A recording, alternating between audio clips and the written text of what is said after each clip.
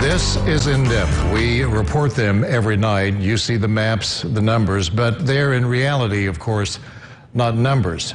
They're people right here in the tri-state. The positive cases are on the increase of COVID-19, especially in Evansville and Vanderburgh County. Earlier today, I talked to Joe Grease. He's the administrator of the Vanderburgh County Health Department. Joe, first off, when you saw these numbers begin to spike in Evansville and Vanderburgh County, what was your reaction, that initial gut reaction you had? We've looked at the data, and that's what we want to kind of base our reactions on. So we were looking at the information of the confirmed cases. We looked at, the age ranges, the demographics, and trying to determine, were there any trends, or were there any information within the data that would show us, what's going on. There were a lot of younger people, ages 18 to 35, that were contracting the virus. There were people telling us when we would contact them and talk to them that they were out in the community, not social distancing, not wearing masks. And Joe, briefly, there are different totals. The Indiana Department of Health has a total that it releases daily, a dashboard or what have you. And the Vanderburgh County Health Department has another. And usually your totals are a little bit lower than the state's. Walk me through that briefly on what you're doing to get to those numbers on a daily basis. Sure. We have a process here at the Health Department. We have a team of investigators that we receive the information from the state, and then they go through a process to contact these individuals. We do the contact tracing. We work with talk to the individuals, work with them to understand all of their information and maybe, how their health is, and give them good information about isolating and educating them about how to monitor their symptoms and if they need to get medical care, those types of things. So we go through that process, and then we put that information, all of that information, into our local database. As I understand it right now, restaurants do not have to reveal someone has COVID-19 who's been into the restaurant or possibly has been in contact with someone. Why is that, especially in the middle of a pandemic? Is that mandated by the state, or is it the guidelines? Because a lot of people have that question. Some restaurants are very forthcoming, some not so much. Right. It's going to be up to those individual facilities and restaurants. I don't know that there's a mandate from the state that would require that. We're working with the employers. We do contact them if they have that would possibly have COVID-19, and we reach out to them, make sure that they're following the guidelines from the state, that they're, wearing masks and cleaning and social distancing as much as possible.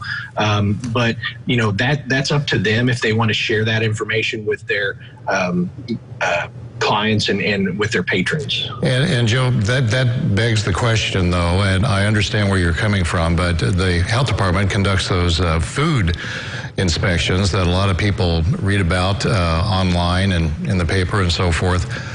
At a drop of a hat, those are out there publicly, but the COVID situation is not. Does that bother you? No, there's a fine line here, I think, between, people's privacy.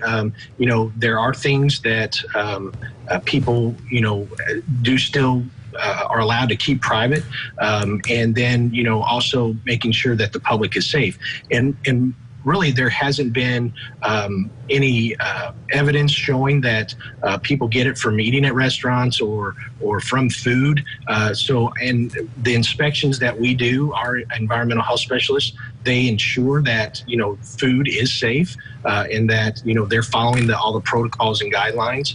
And we have included, the COVID information as well when they're out at those restaurants and doing those things. We provide that education and guidance as well. Testing, of course, as you know, Joe, is a huge challenge everywhere. The availability and the provider protocol. Now, in Evansville and Vanderburgh County, there have been some changes in this, but Do we have, bottom line, enough testing capability in Evansville and Vanderburgh County, considering the population, about 180,000? Right.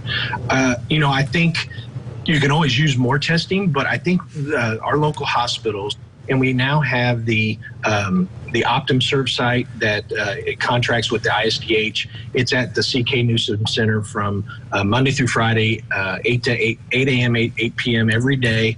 Here in the month of July, we had a neighborhood testing site last week. We have another one tomorrow afternoon on Colbert Avenue again, and from 5 to 7. So, there really are a lot of options. And looking at the numbers, I think I saw a couple of days ago, we did almost 600 tests in one day. That's a good number. And sorry to interrupt you there, especially on that Covert Avenue testing site. It was open earlier. Yes. And I'm basing this on social media and witness accounts. People had to be turned away at that site. How many tests will be available? It's a first-come, first-served basis from what I understand there. How many tests will be available tomorrow if someone just wants to go over there and get tested? I believe we're going to have supplies for 150 tests. Okay. So, if people, it is first come, first serve, and hopefully we can get through those 150 in a couple hours and get those people tested. Well, my thanks to Joe Grease of the Vanderburgh County Health Department. Well,